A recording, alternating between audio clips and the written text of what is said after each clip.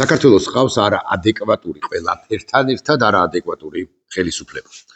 არაადეკვატურობას ეს ხელისუფლებად წოდებული ჯგუფი ბანდა გვიდასტურებს საკუთარ არაადეკვატურობას, გვიდასტურებს პრაქტიკულად ყოველ დღე. მაგალითად, გუშინ სუსმა გააკეთა განცხადება, გივით არგამაძესთან დაკავშირება ვერ ხერხდება ტელეფონი სუსი.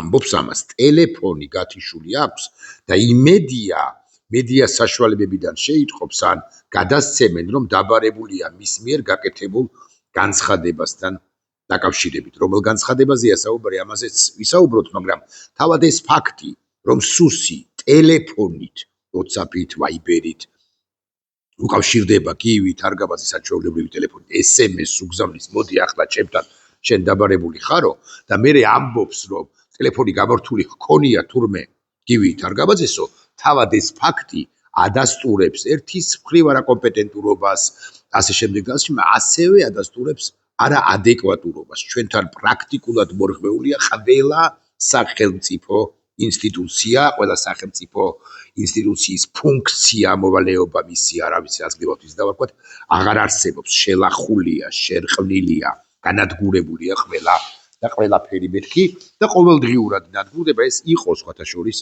აქვე უნდა ვთქვათ, რასაკვირველია რუსეთის ამოცანა საქართველოს უნდა ყოფილიყო სუსტი ქვეყანა, მოწყვლადიო, ასე რომ ამბობენ მეტწილად არასამთავრობო ორგანიზაციებში, ეს ტერმინი, ეს სიტყვა არის მეტად პოპულარული, მე არ მომწონს გულახდილად გეტყვით, მაგრამ მაინც და მოკლედ სუსტი მოსაიღლიავებელი უნდა ყოფილიყო ყველაფერი და ეს არის მადასტურებელი. მაგრამ კარგით, გავანებოთ ერთ სუსთავი, ერთ სხვა პერსონებზე ვილაპარაკოთ. გუბას სანიკიძეზე, თინა ხიდაშვილზე, გიორგი კანდელაკზე, აი ამ სამ პერსონაზე და შესაძლოა გივით არგამაძესეც უნდა ვთქვათ ორი სიტყვა.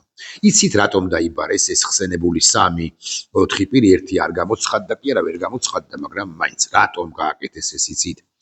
იმიტომ რომ სამივე მათგანმა თუ 4-ვე მათგანმა ილაპარაკა ირანის ისლამური რესპუბლიკის გავლენებზე ჩვენს ქვეყანაში და გააკრიტიკა საქართველოს დე-ფაქტო ხელისუფლება იმისა და გამო, რომ ამ ხელისუფლებად წოდებულ ჯგუფს მორღვეული აქვს ყველაფერი, მათ შორის უსაფრთხოება უშიშროების საკითხები. აქ მართლაც, მათ შორის ქვემო ქართლში, მარნეულში და არა მხოლოდ მარნეულში ძლიერდება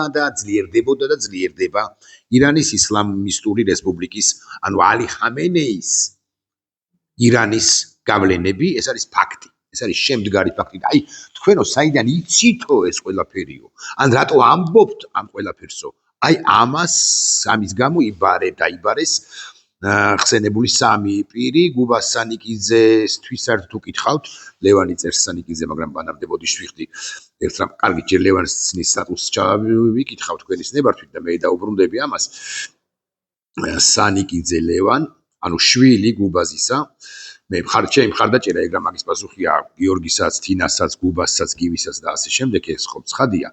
მაღალი საზოგადოებრივი ინტერესიდან გამომდინარე, გავასაჯაროებთ მამა ჩემისთვის, ანუ გუბას სანიკიძისთვის დასმულ თავარ შეკითხვას, რატომ არის გუბას უთქვამს და მეც მიყვარს ხოლმე ასე ლაპარაკი, ხო, ასეთი შედარებებით, ასეთი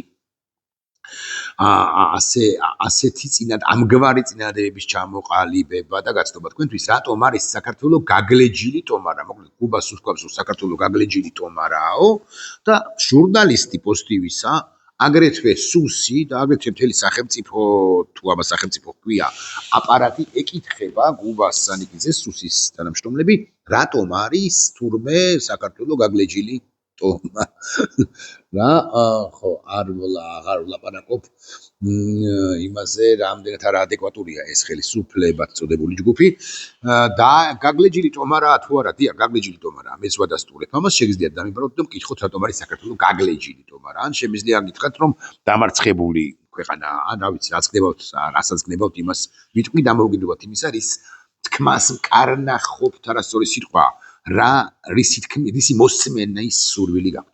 გაგლეჯილი ტომარაა საქართველო, ან განადგურებული ქვეყანაა, აღარ არსებობს ბიზნეს ივანიშვილის ხელში, მათ შორის აი ამის გამოც. ახლა მე გაჩვენებთ თქვენ კადრებს, ტაბულასაც აქვს და არა მხოლოდ, მაგრამ ტაბულას კადრები. სად ხდება ეს როგორ გონია? შუაგულ ვაკეში, ვაკის პარკთან და ალი ხამენეის მომხრეები სულ 100-ოდე ალბათ არც მეტი არც ნაკლები, ოდნავ მეტი შესაძლოა, არ ვიცი. მოკლედ რამდენის არის იმდენი ირანის იმდენი მოქალაქე ჩანცალიც. ვებაკა თქვენგანმა ეს კადრები თქვენ ახარ ასაკვირველია, მაგრამ ბევრმა თქვენგანმა არ იცის, რას ყვიროდნენ ეს ადამიანები. არ იცის და მე კი ვეტყვი მათ რას ყვიროდნენ ეს ადამიანები. ეს ადამიანები ყვიროდნენ, რომ ყურეთ, სიტყვა სიტყვით რომ არ ხამენეი მე მზად ვარ შენი ბრძანებები შევასრულო. ხამენეი ცოცხალი არ არის, მაგრამ ხამენეის ნარჩენები იგულისხმება. ანუ ადამიანები, რომლებიც ჯერაც მართავენ ირანს, თუმცა ყოველდღიურად სულ უფრო რთული ხდება მათ მიერ ძალაუფლების, ეფექტური ძალაუფლების განხორციელება ირანის ტერიტორიაზე, ირანში, იმიტომ რომ ამერიკას და ისრაელს განზრახული აქვს მთლიანად აღმოფხრან, ამოძირკვონ ალი ხამენეის ნარჩენები, ალი ხამენეის ნარჩენების კვალიც კი და სულ სხვა რელსებზე გადაიყვანონ ირანი, ესეც მნიშვნელოვანი სათქმელია. ხამენეი მზად ვარ შენი ბრძანება შევასრულოთ. ჯიხადის მუქარა საქართველოს მოქალაქეების პირიდან ისმის ეს ადამიანები არიან საქართველოს მოქალაქეები და ნაცვლად იმისა, რომ ვინც იყო რა მნიშვნელობა აქვს ლილუაშვილი, ოხანაშვილი, ცოტა ხანი და ახლა მდინარაძე უკვე კარგა ხანია თუ საკმაო ხანია იბრძოდნენ სწორედ ამ გვარი ტერორისტული, მოდი ასე ვიტყვი, ან ამგვარი ტერორისტული და არაადეკვატური გავლენების შესამცირებლად და საერთოდ და საღმოსაფრთხებლად ისინი ტროტუარზე ოხანაშვილიც კი მეთქი ასე ვიტყვი, მაგრამ აი ლილუაშვილი და განსაკუთრებით მდინარაძე ტროტუარზე ვინც დადის იმ მოქალაქეებს ებრძვიან, ჩვენ და კარგად გვესმოდეს, რომ ესეც არის მადასტურებელი საქართველოს დე-ფაქტო ხელისუფლებისა, ანუ ბიზნეს ივანიშვილის ფრთებ ქვეშ მოქცეული ადამიანების არაადეკვატურობისა. ჯიხადის მუქარა საქართველოს მოქალაქეების პირიდან ისმის პირველად დამოუკიდებელი საქართველოს ისტორიაში, ესეც უნდა ვთქვათ, ირანი და ჰეზბოლა, ირანის ტერორისტული რეჟიმი. ჰეზბოლა არის ინფილტრირებული ჩვენს სინამდვილეში. აი, ახლა ისმის ხოლმე კითხვა, დაბომბავს თუ არა ირანი იმ მონაკვეთს, ბაქო თბილისი ჯეიხანიცა, რომელიც საქართველოზე გადის, საქართველოზე 1/13-ზე ნაკლები გადის, აზერბაიჯანში მეტი გადის და თურქეთში თვალახდლები თუ ვიქნებით ეს მილსადენისა. მიუხედავად იმისა, რომ ირანის ოფიციალური ხელისუფლების ხამენეის ნარჩენებმა შეუთვალეს ალიევს, რომელიც ხოთაშორის ძალიან ძლიერია და ასე იოლად არ გაატარებს ამ ყველაფერს.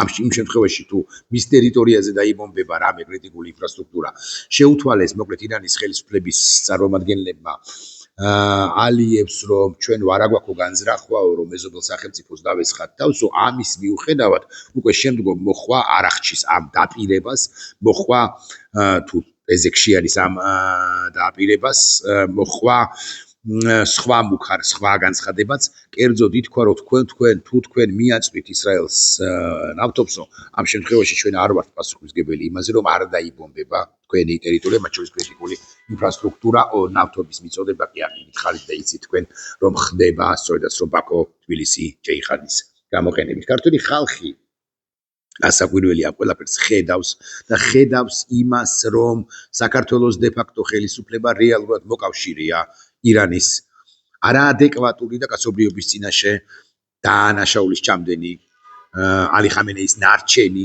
მოდი ასე ვიტყვი, ალი ხამენეისა და ალი ხამენეის ნარჩენი ხელისუფლებისა ვის და მთელ ამ რეგიონში ყველაზე უფრო მეტად ვისაც არ უნდა აი შესაძლოა კიდე არიან ვიღაცები, მაგრამ შესაძლოა არიან, მაგრამ ყველაზე უფრო მეტად ვისაც არ უნდა ირანის ასე განადგურება, ეს არის სწორედაც რომ ბიზნეს ივანიშვილი და მე ეხლა ვიტყვი ერთ მთავარ წინადადებას ჩემი აზრით. აკი ამიტომაც ჩნდება ხშირად ისეთი განცხადებების სტატუსები, რა ვიცი, კომენტარები და ასე შემდეგ, რომლებშიც ჩანს იკვეთება, თითქოს ეს რაღაც კარგად არის ჩამოყალიბებული და მე ავტორებს არ დავასახელებ, ამ ეტაპზე ყოველ შემთხვევაში ყველაფერი კარგად არის, წყობრად არის ჩამოყალიბებული, გაცილებით უკეთ ვიდრე ვინმე კირცხალია, ვინმე მაჭავარიანი აყალიბებს რამეს საერთოდ.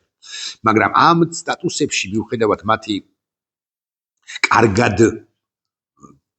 მიუხედავად იმისა, რომ კარგად არის დაწერილი, ჩანს იკვეთება ერთი ხაზი, ბიზნეს ივანიშვილის სასარგებლო ხაზი, რომ არ შეიძლებოდა ამერიკის შეერთებული შტატების ინტერვენცია საჰაერო სარაკეტო შეტევები ისრაელთან ერთად ირანში, იმიტომ რომ ამის შედეგად ჩვენ რაღაც რუსეთი ძლიერდება, ესეც სტატუსებიც წავიკითხე. რუსეთი ძლიერდება, რუსეთი ნავთობის ფასი მაგალითად აიწევს. ეს ომი გახანგრძლივდება და ეს ჩვენთვის ცუდია. უკრაინისთვის ხო უფრო ცუდია და ასე შემდეგ. ყველა კარგი ავტორიც კი, ყველა მეცაც გეტყვით არა თუ კარგი ავტორი. არამედ პირები, რომლებიც ამას ამბობენ. და ეკი გითხარით რომ არ დავასახელებ მეთქი. მაგრამ მაინც მომიწევს ერთი კაცის დასახელება. მაგალითად ფადი ასრი. როცა ამას ამბობს, ხო თითქოს სწორი განცხადება, მაგრამ ხო სწორი კი არა, წყობრად აწყობილი განცხადება. მაგრამ ეს არის ფუნდამენტური შეცდომა, სადაც სუსტდება რუსეთი და როცა სუსტდება რუსეთი, ეს არის ჩვენი მოკლებადიან, საშუალოვადიან და გრძელვადიან პერსპექტივაში ჩვენთვის სასარგებლო. რუსეთი უნდა დასუსტდეს, რომ მას აღარ მიეცეს შესაძლებლობა მათ შორის პირველ ყოვლისა უკრაინაში საბრძოლო მოქმედებების ასე ინტენსიურად გაგრძელებისა.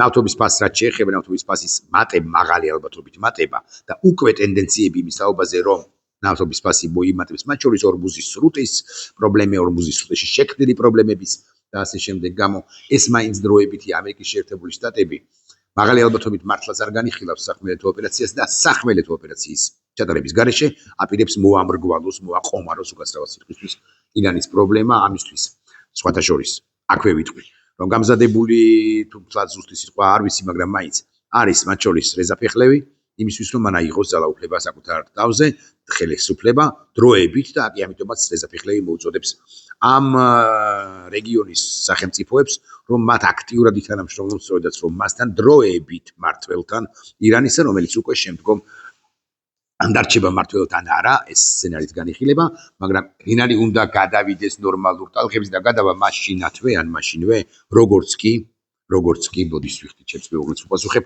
მეორე ტელეფონზე ბოდიში.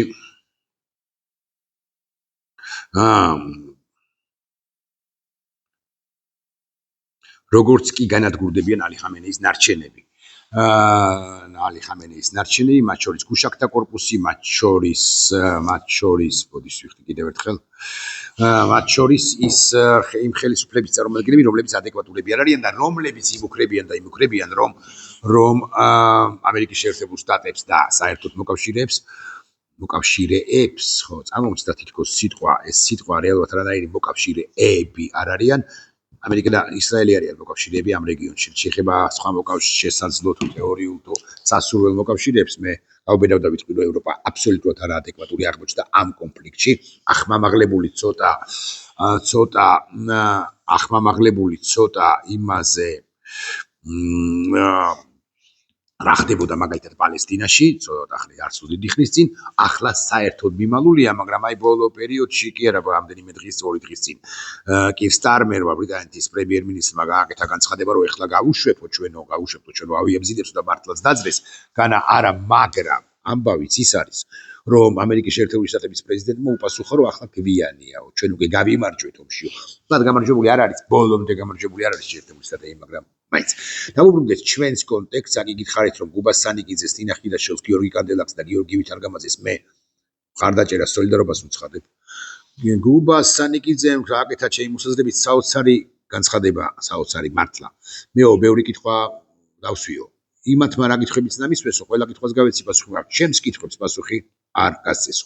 ხელისუფლება, რომელსაც ხელისუფლება წოდებული ჯგუფი, რომელსაც აქვს ლეგიტიმაციის პრობლემა, ახლა ხელფეხს უმისამართოდ იქნევს და ნაცვლად იმისა, რომ მართლა აკავებდეს ან გარკვეულ პრევენციულ ზომებს იღებდეს, ან გარკვეულ ღონისძიებებს იმართავდეს იმ ადამიანების მიმართ, თუ წინააღმდეგ, რომლებიც საქართველოს სახელმწიფოს რეალურად უკვე ვნებენ და მომავალში კიდევ უფრო მეტად ავნებენ, თუ ეს ტენდენციები გაგრძელდება და გაგრძელდება, როგორც ჩანს, მოშიშვლებული უსაფრთხოების პირობებში და კვალობაზე, ნაცვლად ამისა ისინი პოლიტიკოსებს, რიგით მოქალაქეებს და აგრეთვე პოლიტიკოსებს დაასდევენ, რატო ვაკეთებს ამას ბიძინა ივანიშვილი, გარდა იმისა, რომ შეშლილია, გავიგეთ, მაგრამ შეშლილია, იმიტომ რომ არაადეკვატურად მოქმედებს, არაადეკვატურად აზროვნებს და ასე შემდეგ, გარდა ამისა ბიძინა ივანიშვილი რა საკვირველია, ამ ყველაფერს აკეთებს რუსეთის გარდახით. ნუ გადაიტანთ საკითხებს და ყურადღებას ნუ გადაიტანთ თქვენთვის მნიშვნელოვან სახელმწიფოსთვის მნიშვნელოვან საკითხებზე ძლიეთ პირებს, რომლებიც თქვენ გებრძვიან. ეს არის დაახლოებით რუსულადაც ჩამოვაყალიბებ, პრობლემა არ მაქვს.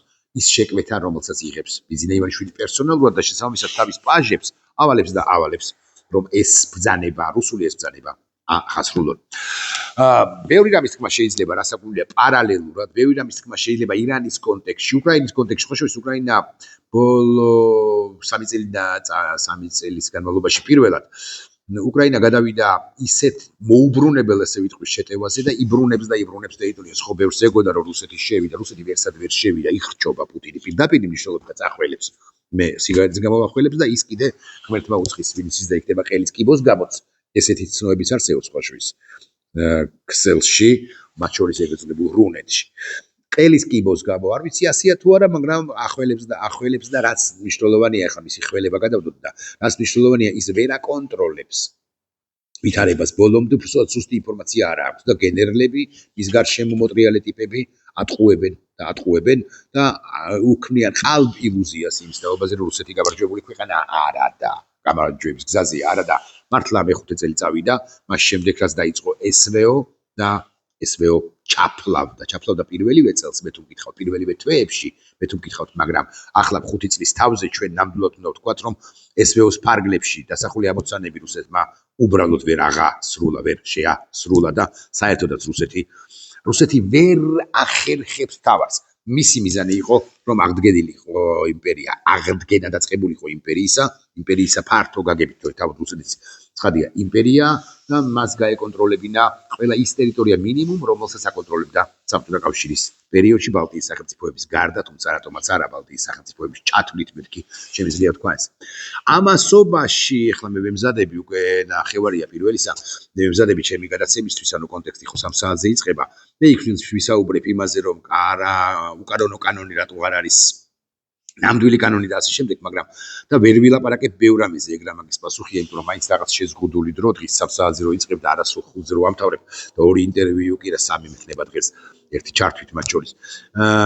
ეს გარკვეულწილად გსხუდავს დროში და ძალიან რთულია ჩატევა და საკუთარი მოსაზრეების გაცნობა საზოგადოებისათვის, მაგრამ აუცილებლად ვილაპარაკებ იმაზე, რომ ამათ აქვთ ლეგიტიმურობის პრობლემა ერთი და ასევე ვისაუბრებ ორი სიტყვით რასაკვირველია იმაზე, რომ დასრულებულია ეპოქა ცივი ომის დასრულების შემდგომ ჩამოყალიბებული რკინის ფარდის მორღვევის შემდეგ ჩამოყალიბებული ეპოქა, ანუ 90-იანი წლების დასაწყისიდან 2024-25 წლამდე უკვე საბოლოოდ დასრულებული ახალი სრულიად მსოფლიოს ეს რიგი ყალიბდება ჩვენ ვერ გადავრჩებით. ასე გეტყვით, ვერავითარ შემთხვევაში ვერ გადავრჩებით, ვიდრე დინარაძე გუბასანიკიძეს იბარებს. გუბასანიკიძეში კი არ არის საქმე, ან დინარაძეში, ვიდრე ასეთი არაადეკვატურია ბიძინა და გამობიძინებულთა მთელი კასტა. ვერ გადავრჩებით როგორც სახელმწიფო, ერთადერთი იმედი, რაც ჩვენ გვასულგმულებს და არის იმედიც უნდა გქონდეს, ეს არის ხალხი რომელიც გამოდის და მე ავყვები გაერთიანებული ოპოზიციის იმ სლოგანს ორი სიტყვა მახსოვს და მესამეს თუ გამახსენდება მოგახსენებთ ეს არის სანქცია ეს არის აქცია ეს არის სანქცია და ეს არის ალბათ მესამე არ მახსოვს სიმართლე გითხრათ მაგრამ სავარაუდოდ რაღაც სამოქმედო გეგმა პერსპექტივა და ასე შემდეგ გეგმა მოდი ასე ვიტყვი გეგმა რომელიც დასასახია პირველ ყოვლისა პოლიტიკოსების მიერ და ბარემ დავანონსებ, ჯობია რომ დავანონსო, მე უახლოეს ერთ თვეში, არასრულ ერთ თვეში, თავად მექნება ინიციატივა, მე პოლიტიკაში არ მოვდივარ, მაგრამ მაინც თავად მექნება ინიციატივა, რომლის ადრესატიც იქნება სწორედ ეს ალიანსი, ოპოზიციის ალიანსი, უკლებრივ ყველა მისი ის სუბიექტი ყოველ შემთხვევაში, რომელიც ამყვება, რომელიც გაიზიარებს, რომელიც მოიწონებს ჩემს ინიციატივას, რომელიც უფრო გეოსტრატეგიულ საკითხებს შეეხება.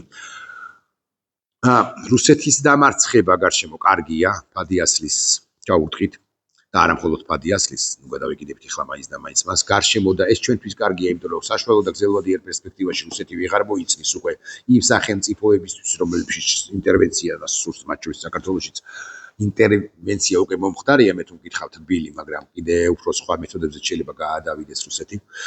მეორე საქართველოს დე-ფაქტო ხელისუფლება არაადეკვატურია და ყოველი შემდგომი წამი საქართველოს დე-ფაქტო ხელისუფლების ყოფნის და ძალაუფლებაში არის ჩვენთვის დამღუპველი. ეს არ ნიშნავს იმას, რომ ფიცლებით გაუვარდეთ, რასაკვირველია არა, მაგრამ ეს ხელისუფლება დასამთავრებელია კანონიერი გზით.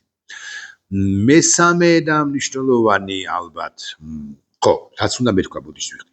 და რაზეც ვილაპარაკებ კონტექსტში კარგია რომ გამახსენდა მათ შორის სტუმართან ერთ-ერთ სტუმართან მინიმუმ ვილაპარაკებ კავკასიის რეგიონზე და არ გულისხმობ მხოლოდ კავკასიის სამხრეთ იქ მდებარე ორ სახელმწიფოს ძლიერ აზერბაიჯანს და ძლიერ სიძლიერის გზაზე დამდგარ სომხეთს ვიგულისხმობ მათ შორის ჩრდილო კავკასიას იქ და მის გარშემო უსაინტერესო ესი პროცესები მიმდინარეობს მე რა ჩუხუა იქნება ჩემი სტუმარი მე არ ვიცი როდის ნახავთ ამ ვიდეოს ამ კონკრეტულ ვიდეოს მაგრამ ხოთ გადაახვიოთ თუ მაინც და მაინც კონტექსტი უკვე გასული იქნება ეთერში და მეც და მე რა ჩუხუასაც მოგვისმინოთ ნახვამდის